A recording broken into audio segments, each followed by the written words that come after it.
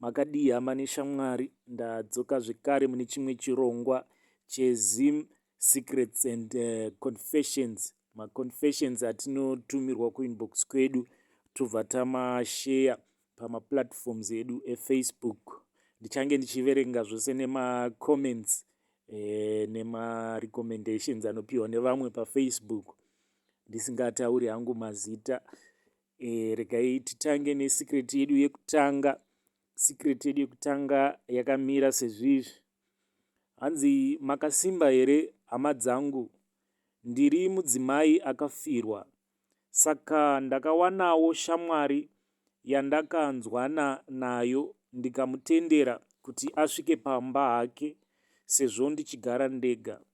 Saka munhu uyu aiwanikwa zuva rimwe pawiki achiuya achirara hake kumba kwangu. Ndaiva ndisina dambudziko nazvo nekuti iniwo munhu wekugara naye handidi, nekutyira kuti munozonetsana kumberi uko. Saka iko zvino baba ava kubasa zvakachinja, vava kuita off mazuva 3, vanouya kumba mazuva ose. Zvinova zvandisina kufarira, asi handina zvandakataura hangu.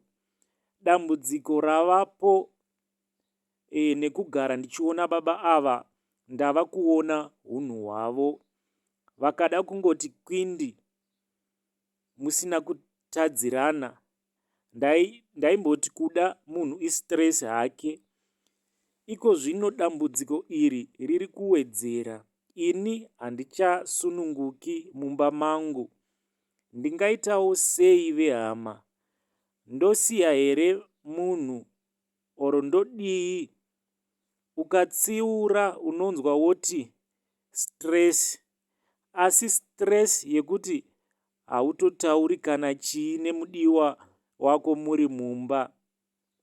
Havasi vane dambudziko here baba ava, kana kuti ndini ndiri kumhanya? Ndiyo secret yedu yekutanga yatanga tinayo. Regai tilode macomments.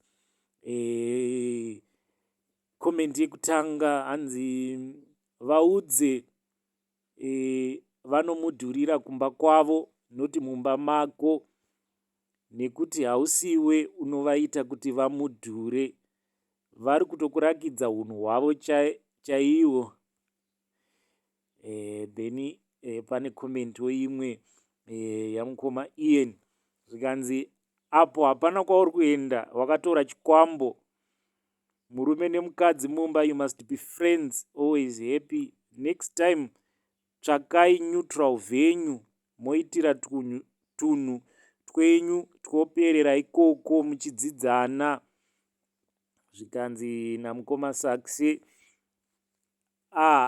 taura nyaya yako kuti ndiri kudanana nababa ava, ukati shamwari unotivhiringa. Hamusirimi here imi munoita move on fast like wifi. Zvikanzi naJane, ngavagare kumba kwavo. Zvikanzi nasisi Glady, it will end in tears. Zvikanzi nasisi vamwe, munhu ane mamudzu anobohwa, especially mumba mako. Imbozama kuvaonesa kuti kudanana nemi ndinenge ndichitodawo peace nehappiness. Kana makuita zvemamudzu, zviri nani hangu kugara ndega. Zvikanzi neumwe, baba ava vari kuda kupiwa chinzvimbo chavo chehubaba mumba imomo. Vaudze kuti bheta ndimbouyawo kumba kwenyu. Ndo mamwe macomments avo ari kubva kuplatform yefacebook. Regai tiverenge imwe. Hanzi, hello admin, please ndivigeiwo. Ndiri murume ane 38 years. Ndine mudzimai wandiri kufambidzana naye. So nezuro ndakamuti auye kusleep over. Ari kufanira kudzokera tomorrow manheru. Asi zvaramba. Nezuro paakasvika, ndakati munhu achagezawo sezvo afamba. asi haana. Zvino tapedza mutambo, imba yose yakatanga kunhuhwa nekuda kwekuti aive asina kugeza. Kunhuhwa uku handifunge kuti kusageza kwazuro chete, asi zvinoratidza kuti ava nemazuva. Ipapa kubva nezuro zvatasangana haasati ageza, ari kuita kunhuhwa. Ini ndakutosvotwa, ndambopinda mushawa ndikageza kaviri kose, asi shasha kana kumbozvigaya zvayo. Veduwe, ndomuudzawo sei kuti sisi endai munogeza, ndibatsireiwo nemazano. Please notify me when you post. Regai nema-comments. Almost 500 comments papost iyi.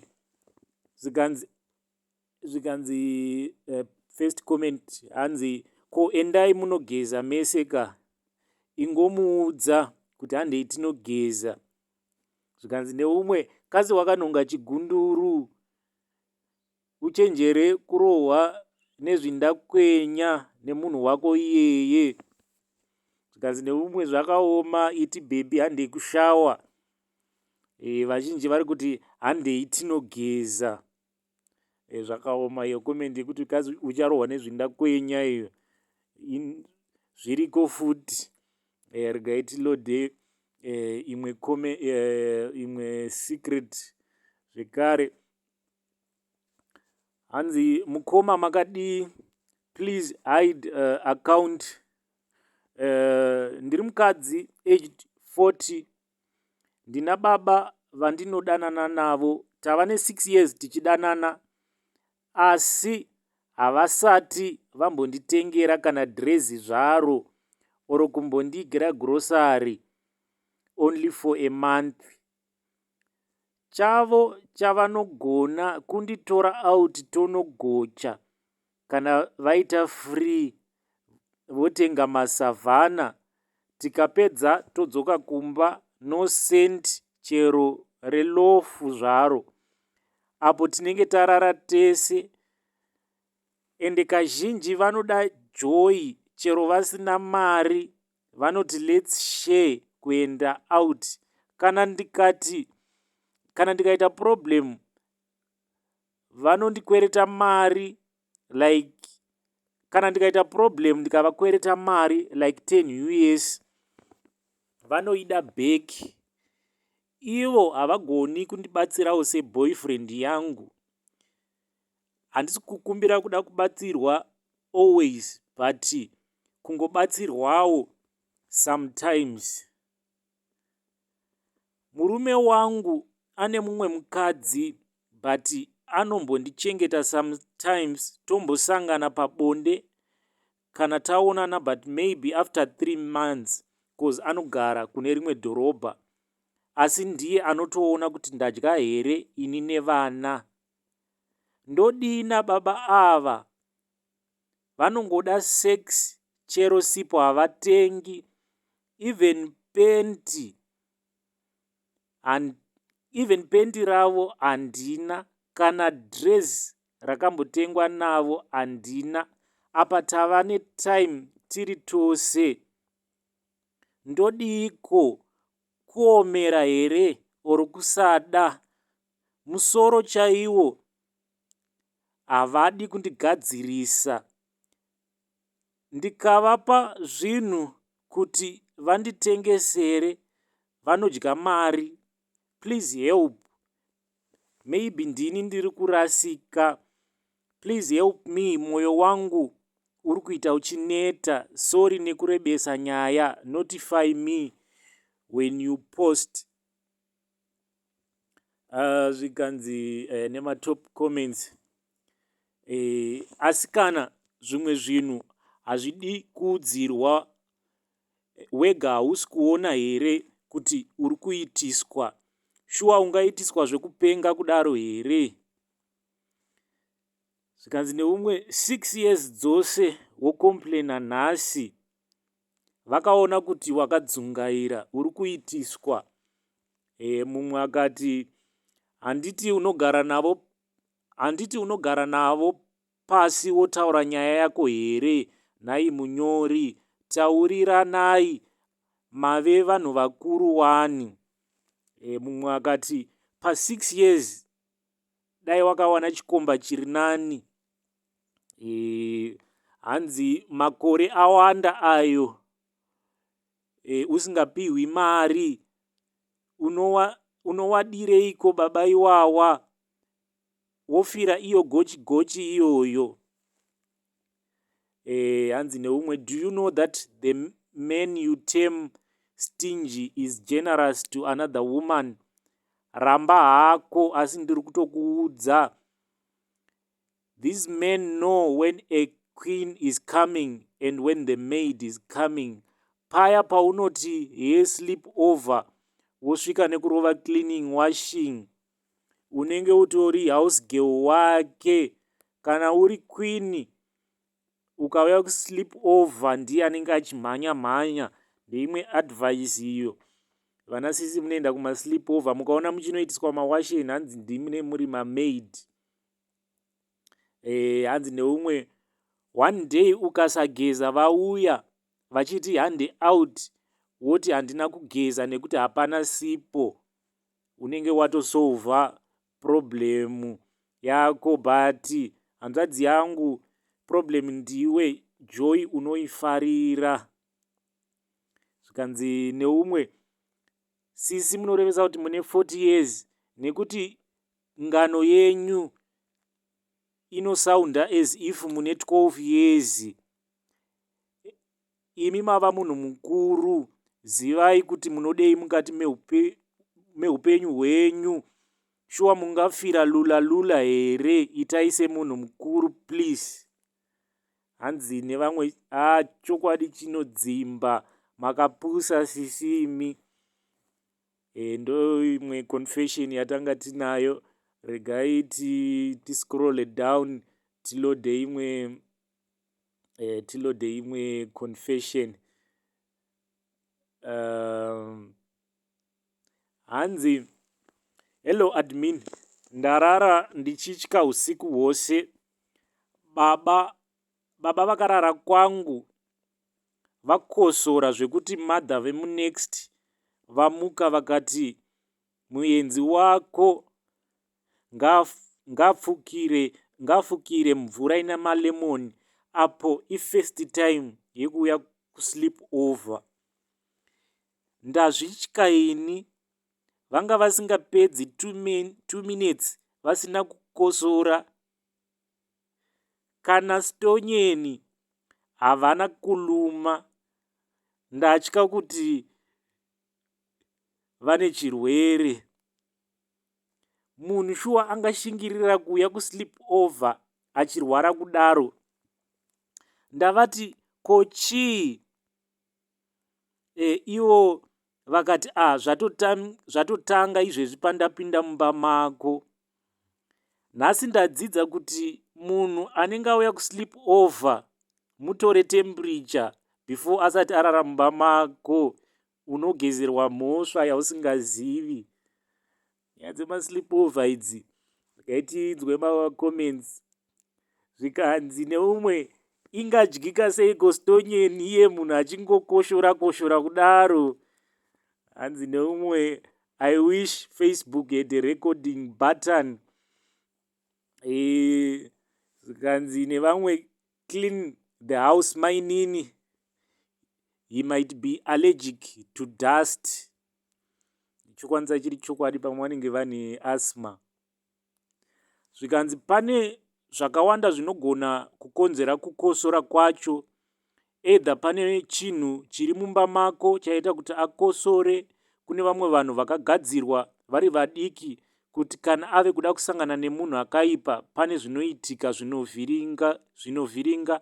Saka pamwe ndiwe wanzvengeswa kana kuti iye. Tsvairai mumba, muvhai mibhedha, mopai, chinjaiwo mibhedha yenyu might be allergic to dust. Zvikanzi neumwe, siyanai nemasleep over enyu awa. Umwe shofe akazosara ava mukwasha nazvo izvi, apa iye aine mhuri kumba. Vakati vapedza kudya zvavo sadza, mashofe vakatoungana kuBeit Bridge uko pakapfuura sister vaitoteyawo keshi kumashofe. Vamwe shofe kwakujambira bhebhi naro mutrack sleep over the whole night. Kuchiti ava makuseni kubata musikana vakawana chave chando kutoti maybe mafanizi, kwakutoona kuti hapana munhu atofa akafira mulori. Vakadana polisi zvikanzi nhamba dzehama dzake dziripi, apa kwaiva kusangana kwemusi iwowo. Kwakuzotarisa nhamba dzehama dzake mukambudzi kake, kwakufona zvikanzi munhu kuno ashaya usiku. Hama dziya dzikatoti maita basa mukwasha nekutizivisa anga ava nemakore asingauyi kumba, mototibatsira nemafuneral arrangements. Zvichataurika here kuti anga auya kusleep over? Muchamaregedza chete masleep over awa.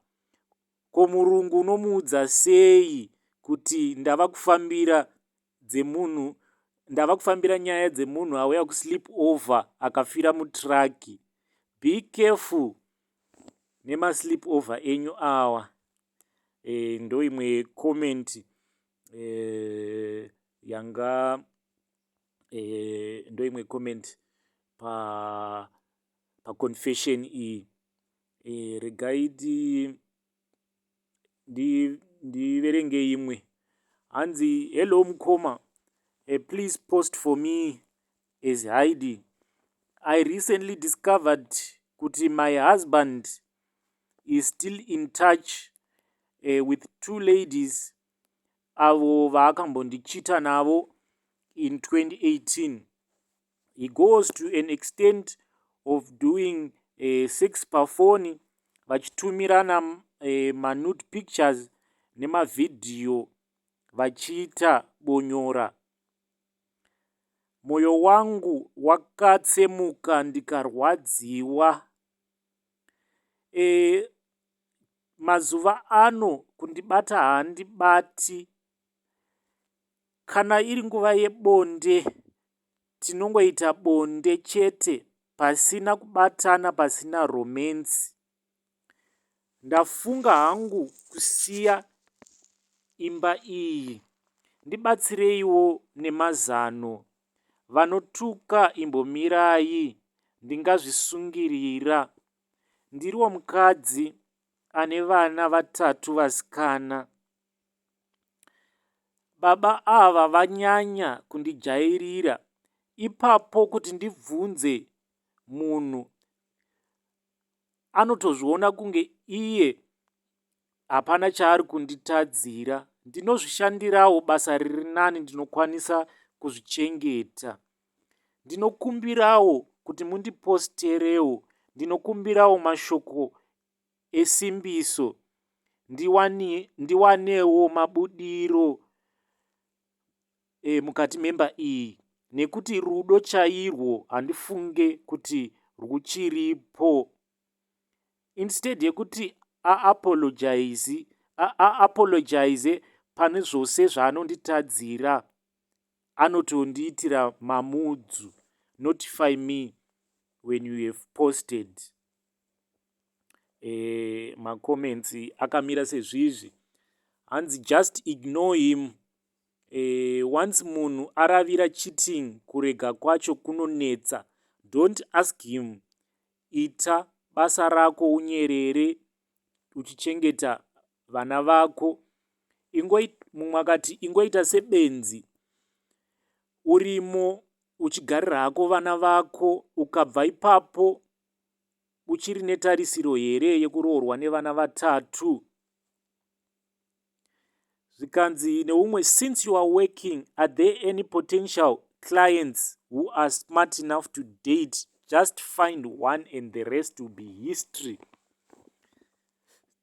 Hanzi zvinonetsa here madam, iye handi anokuchitai nemiwo chingomuchitai.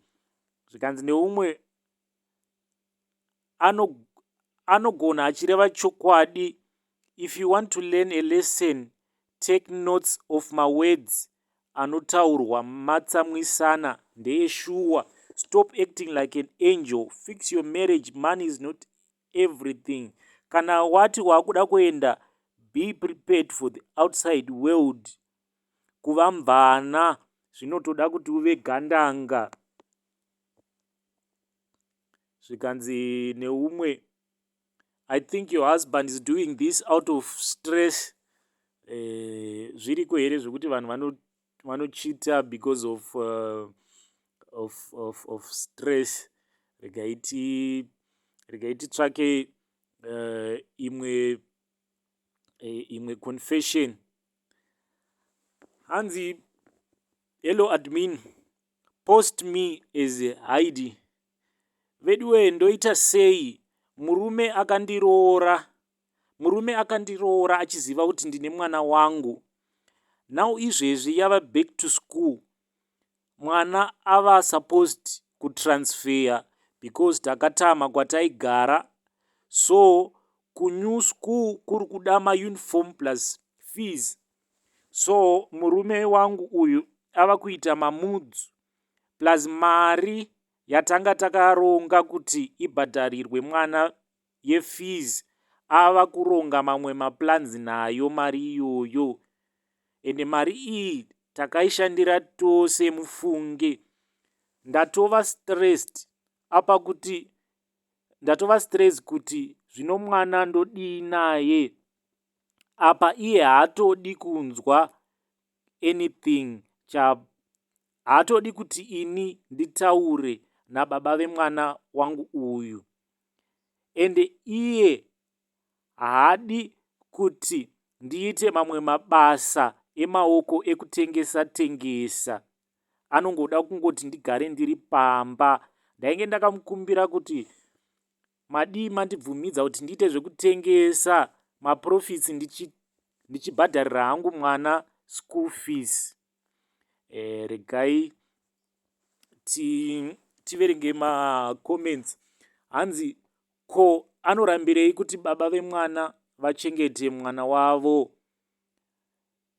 Mamarriages ane vana anoda kunyatsogarirwa pasi asati atanga, cause vazhinji vanongobvumira pamusoro. Garai pasi muonesani zvakanaka kuti kana asingadi baba vemwana vachengete, iye ngaachengete mwana iyeye. Iyo yamakarongera kare ngaiite zvamakaronga. Ukabvumira machanges pamwana nhasi, it's going to get worse pamberi apo. Unoguma wanzi ngaende kuna baba vake. Zvikanzi neumwe, the same issue neclosure yakaitwa natinashe Mugabe.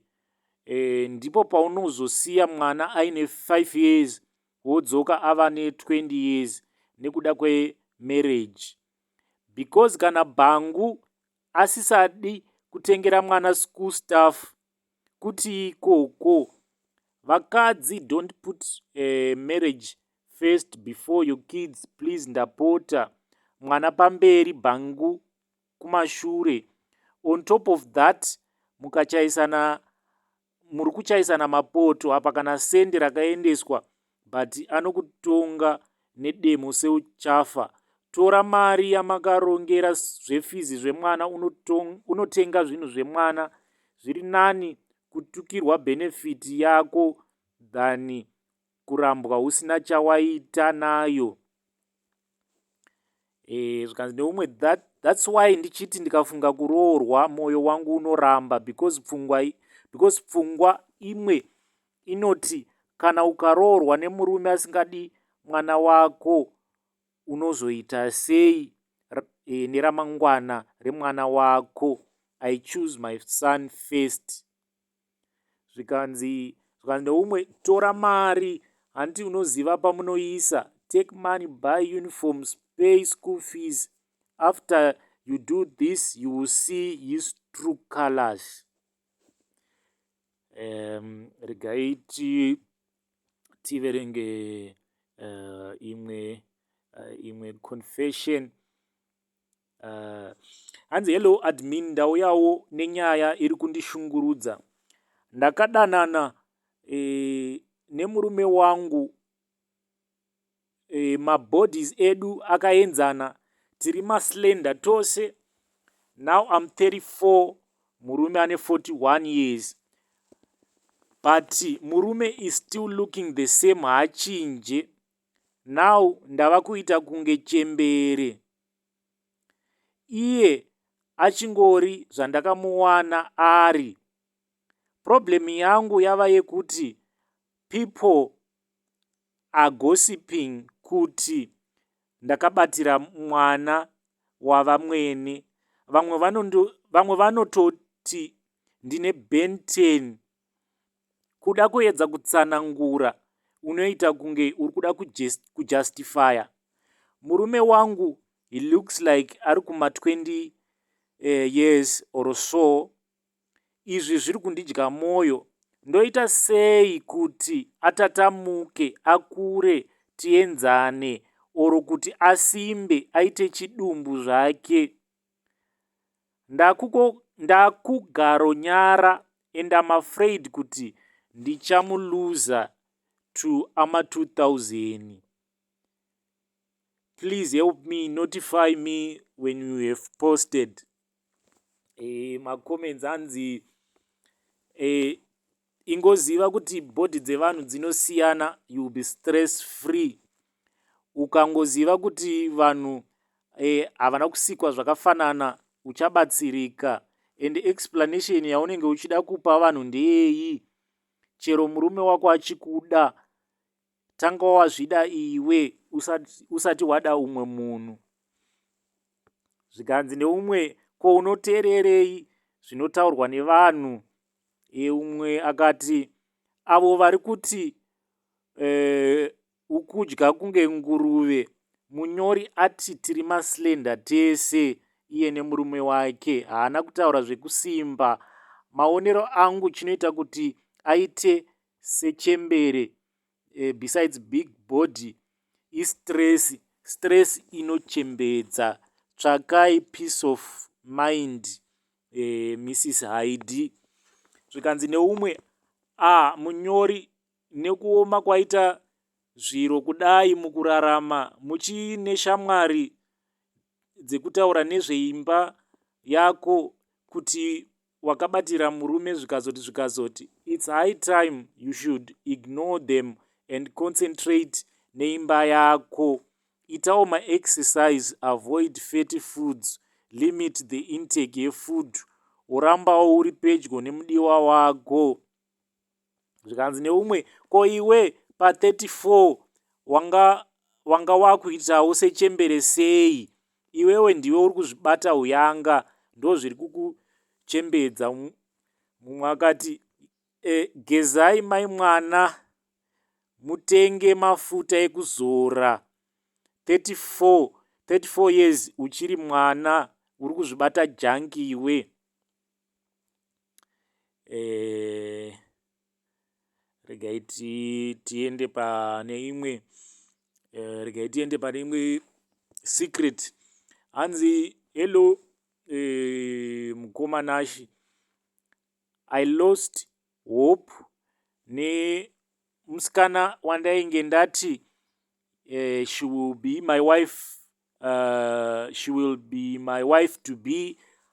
I raised enough money, yellow bola, more than 4,000 US, nemombe 2 dzinotsika dzandakapiwa nevabereki, ndichida kunomuroora zvine kachiremererawo.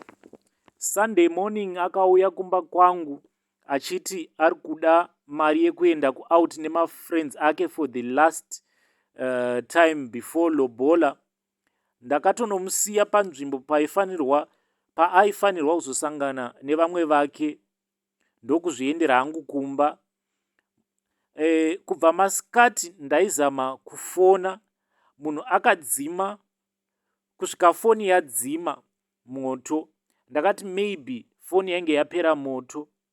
Munhu akazosvika kumba kuma9 akadhakwa ndokuzvikanda pabhedhi, kasiketi kachikwirira mudenga. Ndakatarira ndikaona kuti ko munhu haana kana bhurugwa. Zvidya zvainge zvakachenuruka nehurume kuita kunamira, kurakidza kuti murume ainge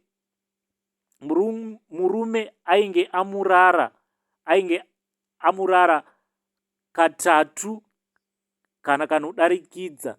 Zvairakidza kuti murume uyu aiva nehuturu hwakawandisa. Ndakamboda kumudzingira panze, ndakazongorega kusvika kuseni. Munhu ndakazomubvunza ainge ongonyara-nyara ave kuti mafluids aibuda pandaikufunga. Shuwa musikana uyu akandiita grade 1. Ndakamubvunza kuti ko bhurugwa riripi, iye akati haachazivi. I am so devastated. Semaonero angu ainge anoonekana neboyfriend yake before ini ndisati ndamuroora. My question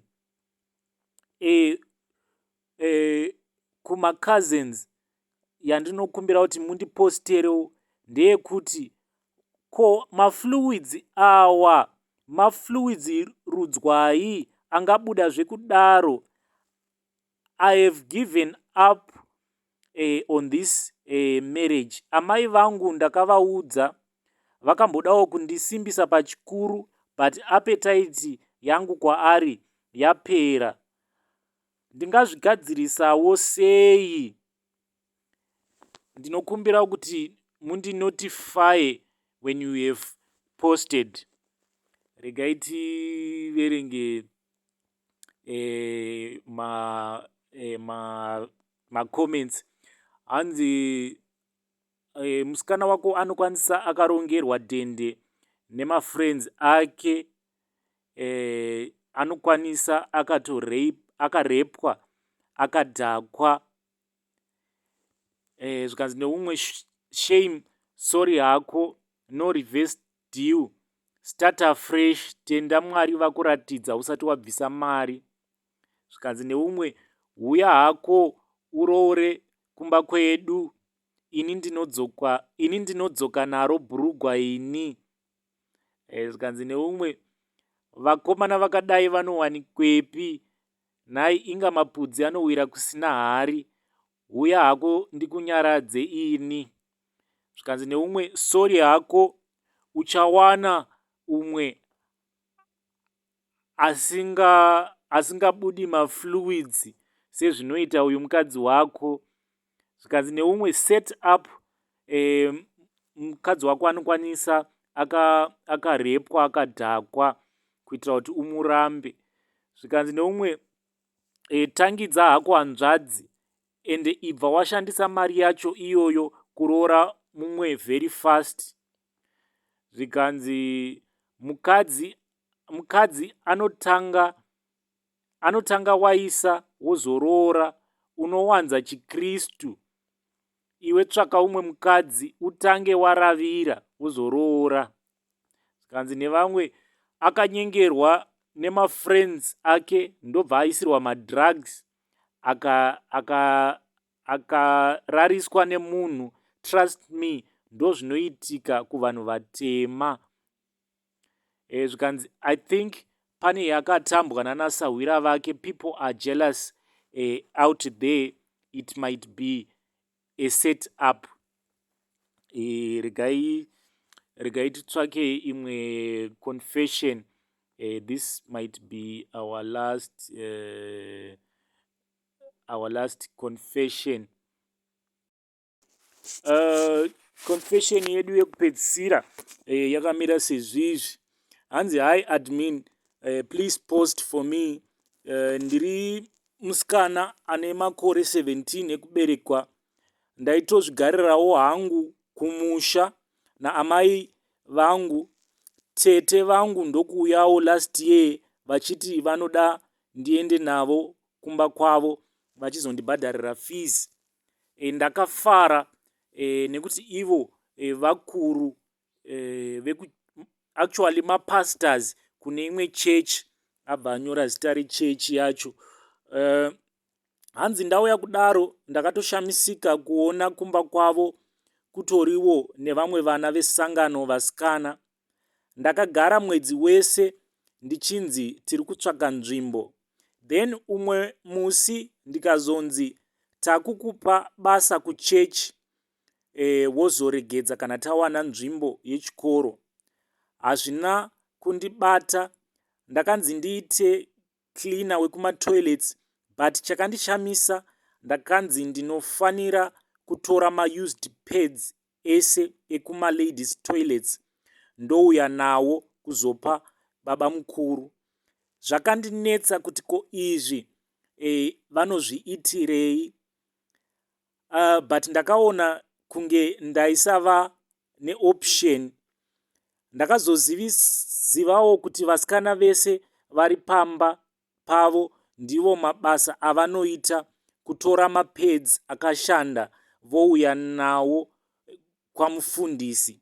Ndakazoshamisika kunzwa kuti musikana wandakasvika aripo akabatwa kensa yemuchibereko pasina nguva achibva ashaya. Mumwe musi vakazouya kwandiri vakanditi pese pandaendera kunguva yangu ndivape mapads. Ndakamboda kuramba ndikaudza amai vangu vakandipopotera kuti handichengeteki. Veduwe vakatanga kutora mapads angu gore rino muna Mei. Ndakatanga kunzwa mudumbu ndokunobatwa kensa yemuchibereko. Handina kumbobvira ndarara nemunhu. Handina mwana. Ivo vaona kuti ndava kurwara vakaenda neni kumusha vakanondisiyira amai vangu. Kutaura kuno ndiri kurwara ndakangomirira rufu. Mubvunzo wangu unongoti ko nhai Tete ndakakutadzirei? Chokwadi ndiri nherera. Mungandidarowo here ini ndiri mwana wehanzvadzi yenyu? Hama dzangu ndibatsireiwo kuti ndingaporewo sei. I am only 17 years old. Please notify me when posted. Regai tiverenge macomments. Tinzwa kuti macomments anoti kudii. Hanzi hello Heidi, the best way enda kunoona pastor. Pabva pataurwa zita rapastor vacho. Pastor vane mukurumbira pabva pasiwa nhamba. Zvikanzi neumwe sister, please wavanzireiko zita rechechi? Tachida kuona zita racho. Dai wabva wanyora nezita rabanguru vako ivavo. Wakaenda here kupolisi? Enda unoripota kupolisi nyaya yako. Mumwe akati tete vako vanoda kusungiswa nekuti tete vako zimuroi chairo. Zvikanzi neumwe konhai munyori, zvanga zvakaipei kutaura zita nemukuru wechechi uyu kuti awane kubatsirika? How can you hide such information iwe uri pacritical? Zvikanzi neumwe Mwari dai vakubatsira, unonamata here nhai munin'ina? Umwe akati ko uri kuwandisireiko zita rechechi? Tinoda kuziva chechi iyoyo. Please expose the church. Enda kwaTilder unoexposa chechi iyoyo. Vazhinji mumacomment vari kusiya mafone number. Zvikanzi just pray pese paunoonwa treatment yako, God will fight for you. Amen.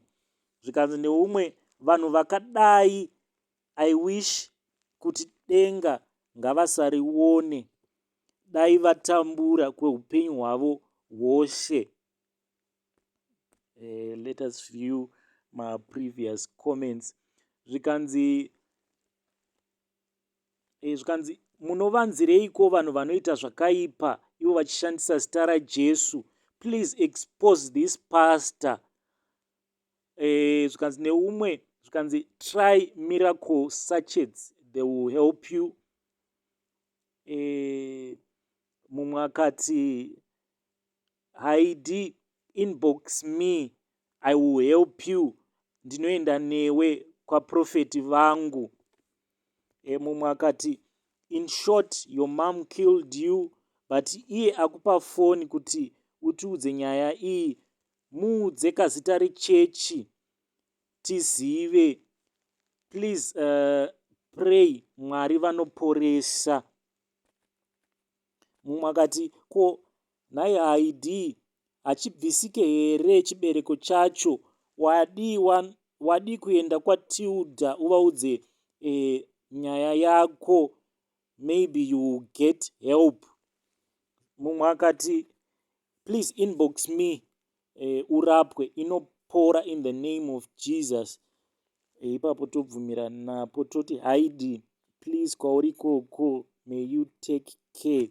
Kuti tiexpose zita rechechi hazviiti, nekuti we don't know kuti situation yahaidi inenge yakamira sei, because munotaura zita rechechi then kwaanenge ari there is no way yekuti tinokwanisa physically kuti timubatsire. Saka munhu kana asarudza kuhaidha zita rechechi anenge achiona kuti situation yaari inenge iri dangerous kwaari. Mumwewo mucomment section abva ati nyaya iyi inorwadza zvisingaiti. Mumwe akati Mwari zviri kuitika muchiona vachinyepera vana venyu, dai mapindira, expose all those that are evil. I am so sorry sweetie, you are too young to die, you will not die in Jesus name, amen. Tinotiwo amen, haidi you will not die in Jesus name. I think secret iyi togumira pano, secret inorwadza, secret yapastor, hanzi vanocollecta masanitary pads evakadzi then voshandisa.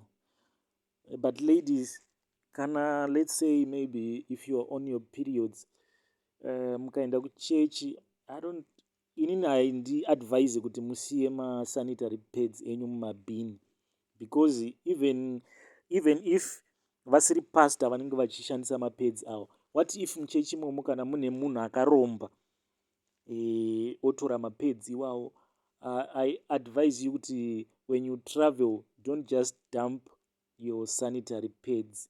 Hamenoti munozvifambisawo sei, but always make sure kuti pamunorasa mapads enyu it's in a safe place.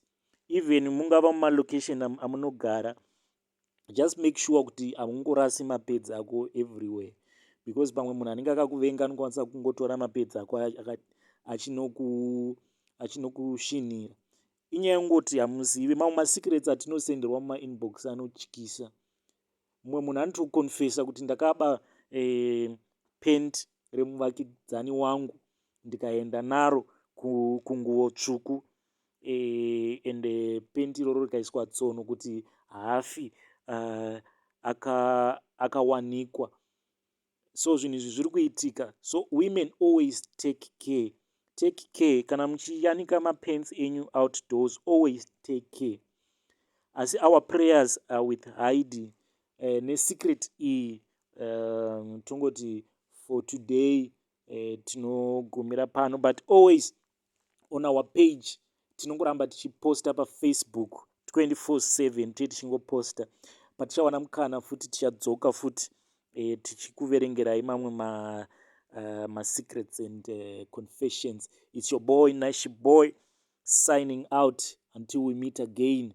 Tongoti happy secrets and confessions.